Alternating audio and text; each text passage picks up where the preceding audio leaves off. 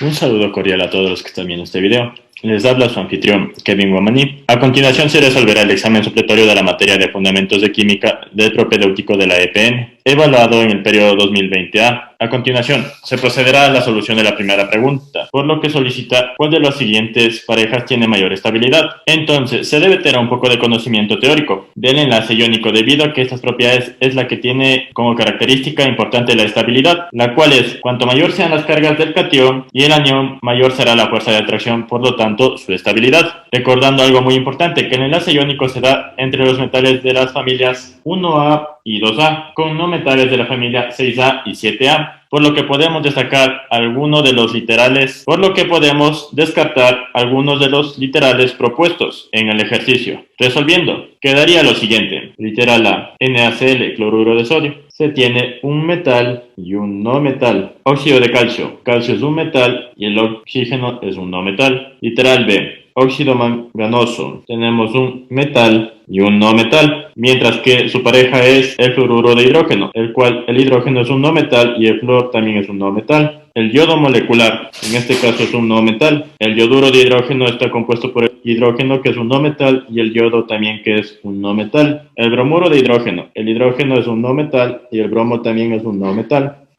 Cloruro de hidrógeno, también no metal, y el cloro también es un no metal. Hidrógeno molecular es un no metal. El dióxido de carbono, en este caso, es también el carbono un no metal y el oxígeno también un no metal. Nos percatamos que el primer literal es el único que cumple con el enlace iónico, mientras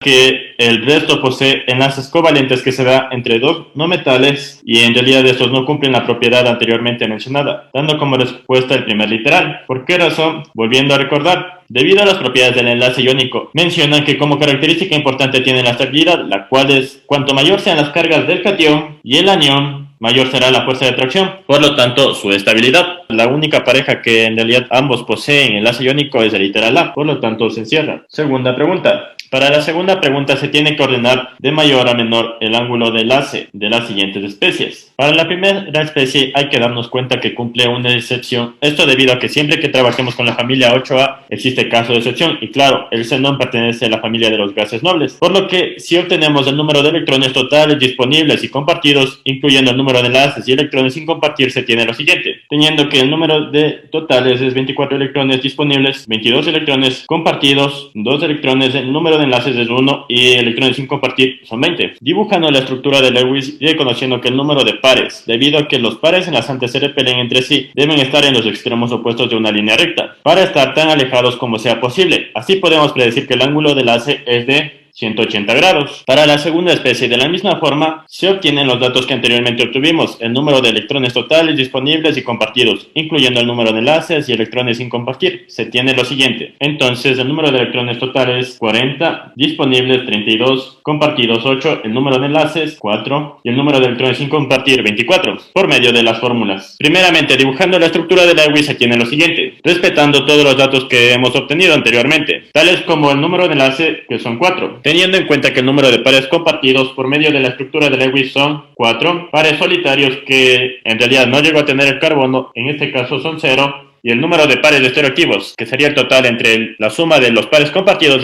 y los pares solitarios, en realidad da 4, correspondiendo al caso donde la geometría electrónica es igual a la geometría molecular, teniendo en cuenta que podemos revisar esto en nuestra tabla y describir qué tipo de geometría es. Podríamos identificar para la primera especie que correspondía a una geometría lineal, claro, teniendo en cuenta que el número de pares de electrones para este caso es 2, mientras que para la segunda especie se logra identificar lo siguiente. Dado que la geometría electrónica corresponde de igual forma a la geometría molecular, se tiene que, para este caso, el número de pares compartidos son 4. Entonces, identificamos que la geometría electrónica y la geometría molecular son en realidad, para este caso, tetraédricas. De tal forma se procede a dibujar, volviendo a recordar que debido a que hay 4 pares enlazantes de la geometría del cloruro de carbono en una molécula tetraédrica, el átomo central para este caso es el carbono. Se localiza en el centro del tetraedro y los otros 4 átomos están están en los vértices, para este caso los cloros. Los ángulos de enlace son de 109.5 grados para esta especie, mientras que para la última especie corresponde a un caso de excepción. En este caso, la última especie es el ozono. Obteniendo de la misma forma los mismos datos que hemos venido sacando anteriormente, se tiene lo siguiente: el número de electrones totales 24, disponibles 18, compartidos 6, el número de enlaces en este caso son 3, sin compartir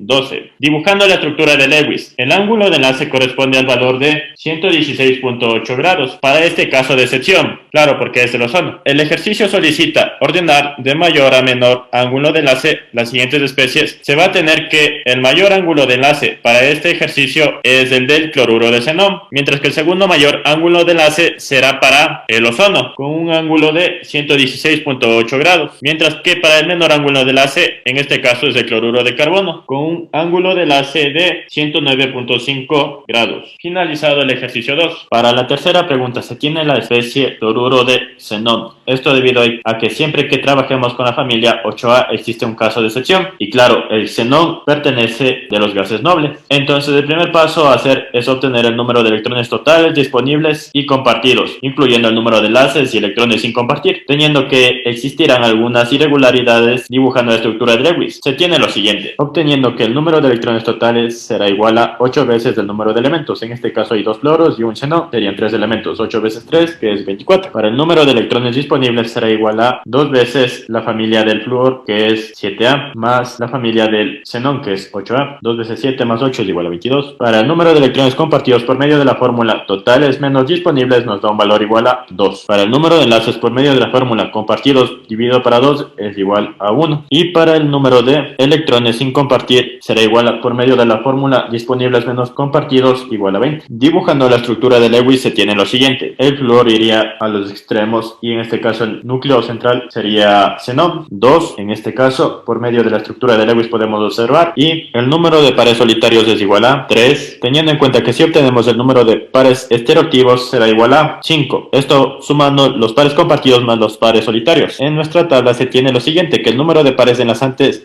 en este caso pares compartidos, es 2 y el número de pares libres, o en este caso pares solitarios, es 3. ¿Por qué razón? El xenón posee justamente 3 pares solitarios. Reconociendo algo muy importante, que su geometría electrónica será bipiramidal trigonal y la geometría molecular será lineal. Dibujando para este caso obtendríamos lo siguiente, claro, sin olvidar que su geometría electrónica es bipiramidal triangular y su geometría molecular es lineal. Dibujando obtendríamos la siguiente figura, recordando aquí que los pares solitarios, en este caso las nubes electrónicas, se ubican justo en los vértices laterales y entre los extremos el flúor. Ahora, si revisamos el momento dipolar que cumple este tipo de especie, se tendría lo siguiente: para reconocer el momento dipolar se tiene que dibujar 2 flechas de dipolo de enlace apuntando al elemento más electronegativo y 3 flechas de dipolo atómico para las 3 nubes electrónicas, obteniendo la siguiente figura. Volviendo a recordar que para conocer el momento dipolar se tiene que dibujar 2 flechas del dipolo de enlace apuntando a los elementos más electronegativos, en este caso apuntando hacia el flúor, y 3 flechas de dipolo atómico para las 3 nubes electrónicas, apuntando hacia afuera, observando que las direcciones de las mismas apuntan hacia afuera, por lo que el momento dipolar es igual a 0, concluyendo que no es polar. Entonces la respuesta de entre todas las opciones, la más acertada,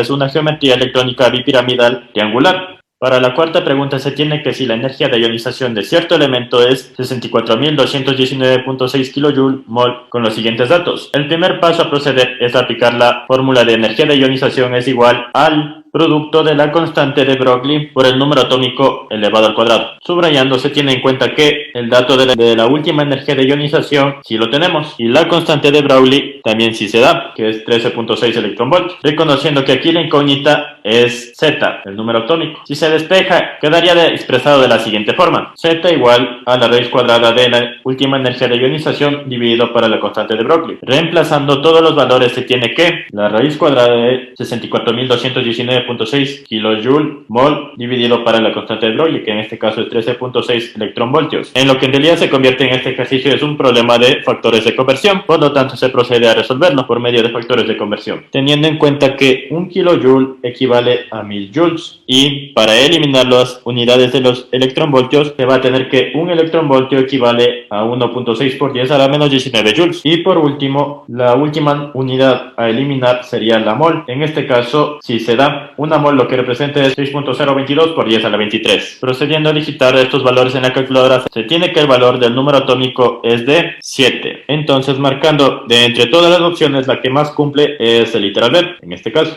Para la quinta pregunta se tiene que una sustancia presenta una composición de 75% de carbono, 12.5% de hidrógeno y el resto de oxígeno. Se conoce que 3 moles de compuesto tiene una masa de 768 gramos. Y con los datos que se pueden observar a continuación, el primer paso a proceder es dibujar una tabla y colocar en orden los elementos y porcentajes, teniendo en cuenta que el resto del oxígeno será el 100% menos 75% del carbono y 12.5% de hidrógeno, que daría para el oxígeno 12.5 también. Todo esto, la suma en realidad debería dar un total de 100%. Entonces, procediendo a obtener los átomos gramo de cada uno de los elementos, se tiene que dividir cada uno de los porcentajes para sus respectivos pesos atómicos, recordando que si se da de dato los pesos atómicos de cada uno de los elementos, obteniendo como resultado 6.25 para átomos gramo de carbono, 12.5 átomos gramo de hidrógeno y 0.78 átomos gramo de oxígeno. Volviendo a recordar que los átomos gramo de cada uno de los elementos se tiene que dividir cada uno de los porcentajes para sus respectivos pesos atómicos. En este caso el carbono es 12, el hidrógeno es 1 y el oxígeno es 16. Mientras que para el cuadro de la relación para los coeficientes se toma en cuenta cada uno de los valores de los átomos gramo de cada uno de los elementos y se los divide a todos para la menor cantidad de átomos gramo, obteniendo los coeficientes para la fórmula empírica, mientras que para el cuadro de la relación para los coeficientes se toma en cuenta cada uno de los valores de los átomos gramo de cada uno de los elementos y se los divide a todos para la menor cantidad de átomos gramo, obteniendo los coeficientes siguientes: 8 para carbono, 16 para hidrógeno y 1 para oxígeno, y por ende la misma mencionada recientemente, obteniendo los coeficientes para la fórmula empírica y por ende la misma mencionada recientemente, representada como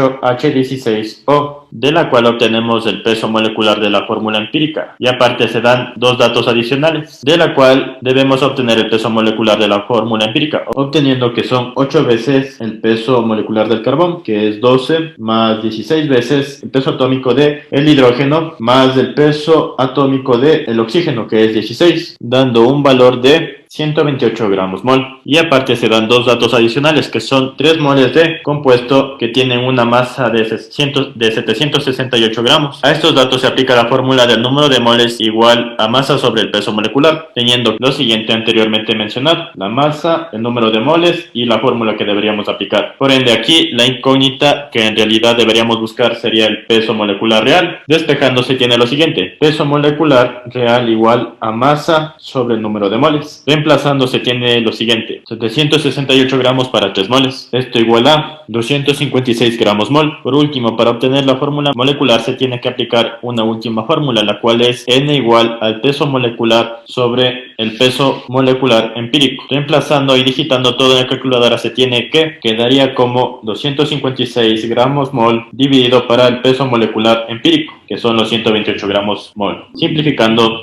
se tiene que el valor es igual a 2. Reemplazando la última fórmula, que es fórmula molecular igual a N por fórmula empírica. Reemplazando se tiene que N con el valor de 2 y la fórmula empírica que se obtuvo anteriormente, obteniendo la fórmula molecular de C16H32O2. El último paso a hacer es obtener el peso molecular de la fórmula molecular, teniendo que sería 16 veces el peso atómico del carbono, que en este caso es 12, más 32 veces el peso atómico del hidrógeno, que es 1, más 2 veces el peso atómico del oxígeno, que es 16, dando esto un valor de 256 gramos mol. Finalmente, reemplazando todos los resultados que se obtuvieron al cabo de resolver todo el ejercicio, pide literal A, la fórmula empírica del compuesto. Entonces, reemplazando se tiene que C8H16O. Para literal B, pide el peso molecular de la fórmula empírica, y eso si lo obtuvimos. Reemplazando se tiene que es 128 gramos mol. sin olvidar las unidades. Para el literal C, dice la fórmula molecular del compuesto, también la obtuvimos, la cual era C16H32O2. Y para el literal D pide la masa molar real, fórmula molecular del compuesto. En realidad te está pidiendo que halles el peso molecular en gramos mol de la fórmula molecular, y si lo obtuvimos, la cual es 256 gramos mol. Reemplazando, quedaría de la siguiente forma. Y con eso finaliza el ejercicio 5. Para la sexta pregunta existen dos procedimientos. El primero es a mano y claro, se tomará un poco más de tiempo, pero sale.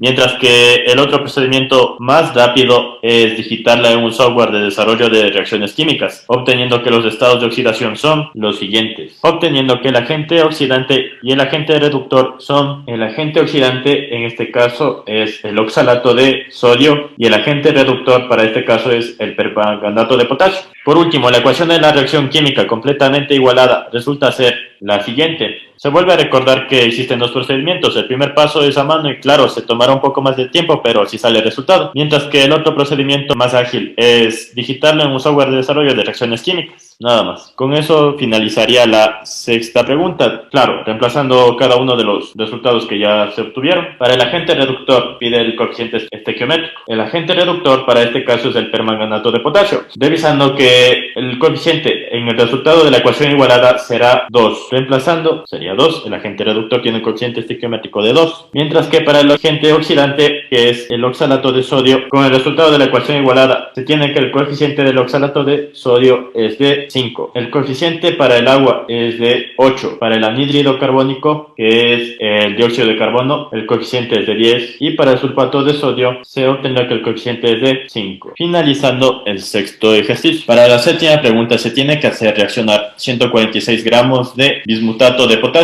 de 80% de pureza con 156 gramos de nitrato manganoso y ácido nítrico en exceso, de acuerdo con la siguiente reacción mostrada. De este texto se puede resaltar lo siguiente. Lo más importante es el ácido nítrico en exceso. En realidad aquí ya te da el reactivo en exceso, el cual es el ácido nítrico, y colocaríamos un símbolo que es Re, el reactivo en exceso. El primer paso a realizar para este ejercicio sería obtener el reactivo limitante. Dado que ya obtuvimos el reactivo en exceso, podemos descartar el ácido nítrico como reactivo limitante. Y en este caso, ¿cuáles quedarían entre las opciones de reactivo limitante? Serían las siguientes. Entre estas dos podría ser el bismutato de potasio o el nitrato manganoso. Por lo tanto, para encontrar quién en realidad es el reactivo limitante, se realiza el siguiente procedimiento. Partiendo que nos da un dato, el cual es 146 gramos de bismutato de potasio. Dice que tiene un 80% de pureza. Por lo tanto, sería en producto el 80%. Para ello habrá que multiplicarlo por las 5 moles de bismutato de potasio, equivalen a las 2 moles de permanganato de potasio. Y claro, una mol de permanganato de potasio en peso molecular sería de 158, claro, gramos mol de permanganato de potasio. Esto tendría un resultado de 24.93 gramos de permanganato de potasio. Volviendo a recordar que de aquí podemos simplificar estas unidades. Gramos de bismutato de potasio con gramos de bismutato de potasio se van. Moles de bismutato de potasio con moles de bismutato de potasio se van. Moles de permanganato con moles de permanganato. Y las últimas unidades que quedan son los gramos de permanganato de potasio. Mientras que si tomo el otro dato que daba el enunciado, que son los 156 gramos de nitrato manganoso, quedaría de la siguiente forma. Estaría en producto con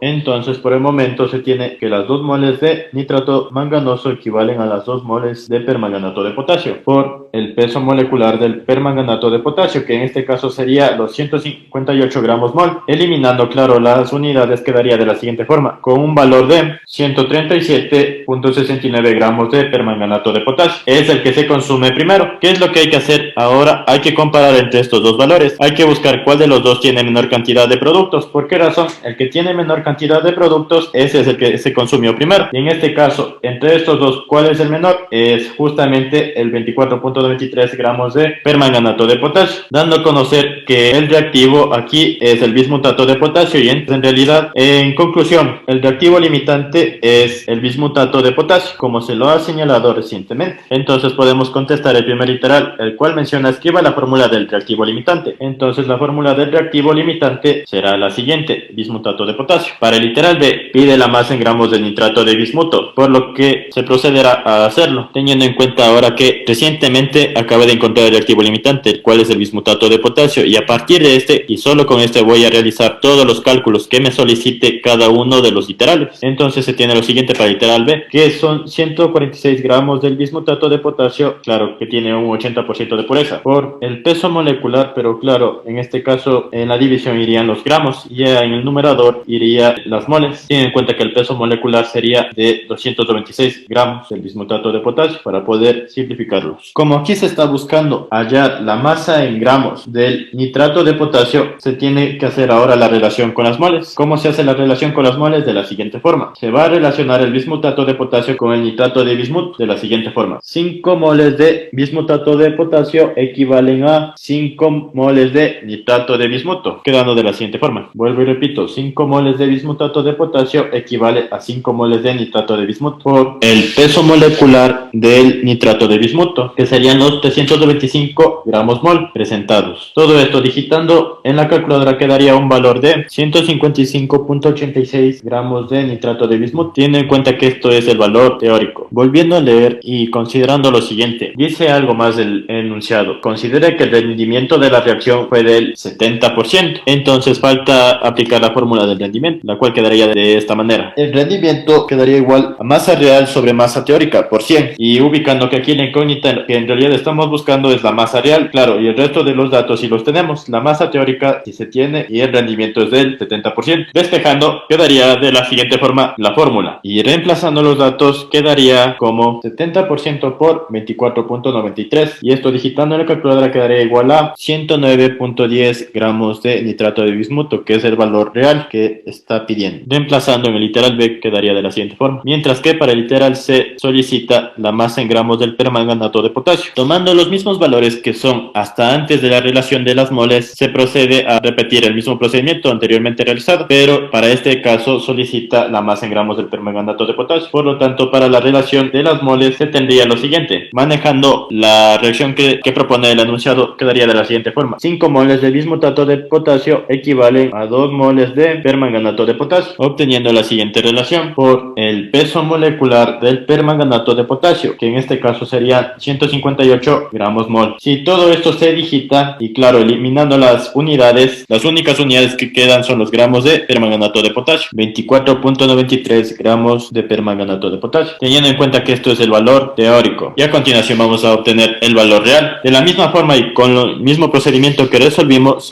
para el literal B se procede a hacerlo de forma rápida, teniendo en cuenta que aquí la masa teórica es de un valor de 24.93. Digitando en la calculadora se tiene el siguiente valor real de 17.45 gramos de permanganato de potasio. Reemplazando en la casilla, listo. Para el literal D solicita las moles de nitrato de potasio formado. Entonces, a partir del reactivo limitante y claro, anteriormente a la relación de las moles se tiene los mismos datos. Lo único que aquí va a cambiar es la relación de las moles. Y a continuación, lo que solicitaba el literal D es las moles de nitrato de potasio. Entonces se hace la relación de la siguiente manera, teniendo que 5 moles de bismutato de potasio equivalen a 3 moles de nitrato de potasio, y dejándolo en producto para obtener las moles de nitrato de potasio quedaría de la siguiente forma.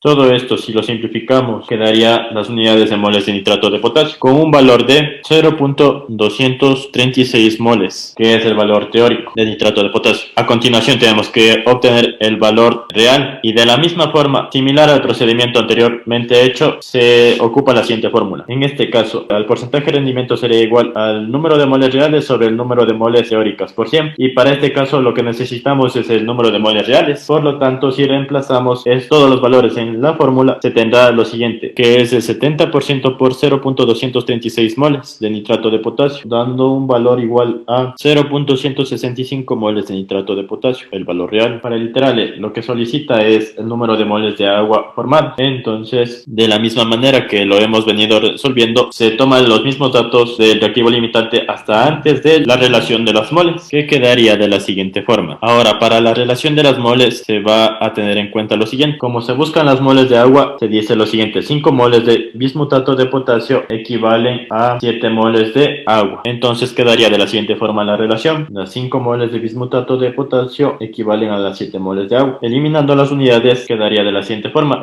moles de agua, con el valor de 0.55, teniendo en cuenta que este valor es el valor teórico. Y por último, se aplicaría la misma fórmula que se aplicó en el literal D, teniendo en cuenta que aquí el valor de la mol teórica es de 0.55, teniendo en cuenta que aquí el valor de la mol teórica es de 0.55, y claro, son moles de agua. Esto dará un valor igual a 0.385 moles de nitrato de potasio, el valor real. Y con esto finalizaría el ejercicio, reemplazando todos estos datos aquí y esto acá. Listo. Ya está, finalizó el ejercicio 7. Para la pregunta 8, pide emparejar las siguientes proposiciones conforme a la evolución de los modelos atómicos. Entonces, para el primer literal dice: primer modelo atómico que establece la existencia de un núcleo que posee la mayor concentración de masa. Este pertenece a Dalton. Mientras que para el segundo literal dice: modelo atómico del budín de pasas. Este es sencillo, el cual es propuesto por Thomson. Tercer literal: modelo atómico que puede ser aplicado al átomo de hidrógeno, hidrogeniones y átomos multielectrónicos. Este pertenece a Rutherford. Y el último literal: modelo atómico que establece que solo existen órbitas con cantidad de movimiento angular múltiplo de h sobre 2pi, que pertenece a Bohr. Finalizando el ejercicio 8. Para la novena pregunta, se tiene que en la estructura de Lewis de la siguiente especie, que corresponde a una sal halógena neutra, como se puede observar en los literales, solicitan el número de enlaces dativos, normales, estereoactivos, solitarios, estereoactivos compartidos. Como primer paso se obtiene el número de electrones totales disponibles compartidos, los que son sin compartir, y el número de enlaces, teniendo en cuenta que darían lo siguiente. Para el número de electrones totales para este caso serían 6 elementos que multiplican a 8 para obtener el número de totales, que aquí se obtendría igual a 48. Para el número de electrones disponibles se tiene lo siguiente: para el arsénico, que está en la familia 5A, y en este caso sería 5 veces la familia del flúor, que serían 7, y sumado aquí más la carga, y en este caso la carga es de -2. En total, todo el número de electrones disponibles es igual a 38. Para los compartidos es igual a 10 por medio de la fórmula, y para el número de enlaces es igual a 5 por medio de la fórmula, obteniendo también el dato de los electrones que son sin compartir por medio de la fórmula de disponibles menos compartidos, que da un total de 28. Al momento de dibujar la estructura de Lewis y siguiendo las instrucciones de los datos anteriormente obtenidos, se debe tener en cuenta que existe una carga formal de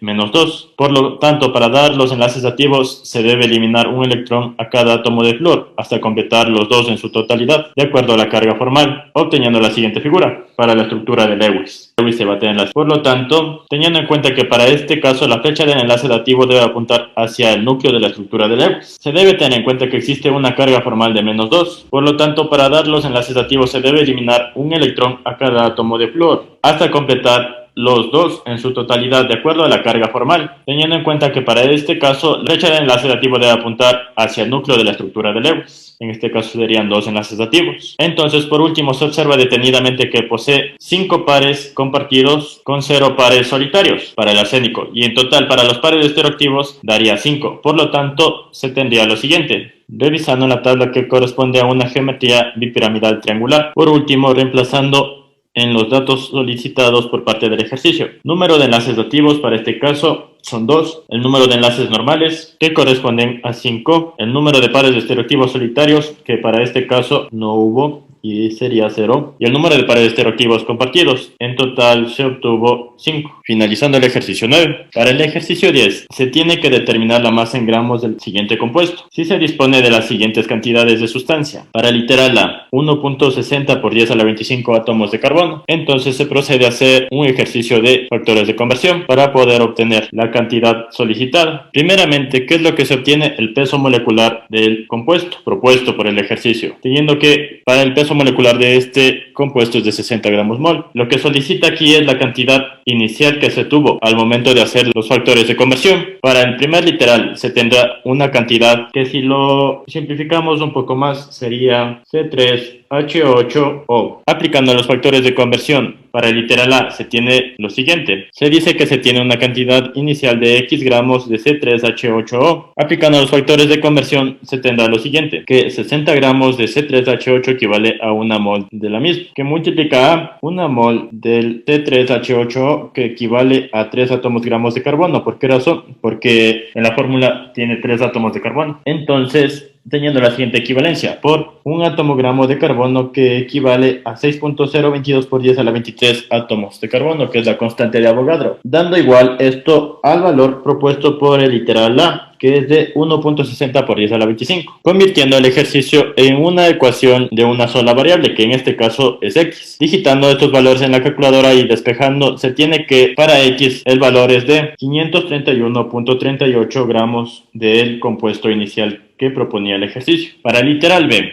se tiene lo siguiente. Ahora con una incógnita de Y gramos de C3H8O, esto multiplicado por los 60 gramos, que es el peso molecular del compuesto, sobre una mol del mismo compuesto, que es de C3H8O, por una mol del mismo, el cual posee 8 átomos gramos de hidrógeno, por la equivalencia de un átomo gramo de hidrógeno, que equivale a la constante de Avogadro, que es de 6.022 por 10 a la 23 átomos de hidrógeno, dando igual esto al valor mencionado por parte del literal B, que es de 3.85 por 10 a la 24 átomos de hidrógeno. Entonces el ejercicio se ha vuelto una ecuación de una sola variable, dando así el valor para Y igual a 47.94 gramos del compuesto propuesto por el ejercicio. Finalizando el ejercicio 10. Para la pregunta 11, menciona la configuración electrónica para el catión divalente de un elemento con número atómico igual a 30, por lo que el ejercicio es sencillo y en realidad lo único que hay que hacer es la configuración electrónica hasta llegar a 30. Procediendo a hacer la configuración electrónica se tiene lo siguiente. Para disminuir la expansión de la configuración electrónica se ocupará la configuración electrónica con los gases nobles, el cual el más próximo a 30 es argón con 18 electrones. Continuando hasta llegar a 30 se tendría que es 4s2 y 3 de 10. ¿Por qué razón? Porque si sumamos los electrones, para este caso da un total de 30, que es el número atómico. Por lo tanto, la respuesta será el literal C.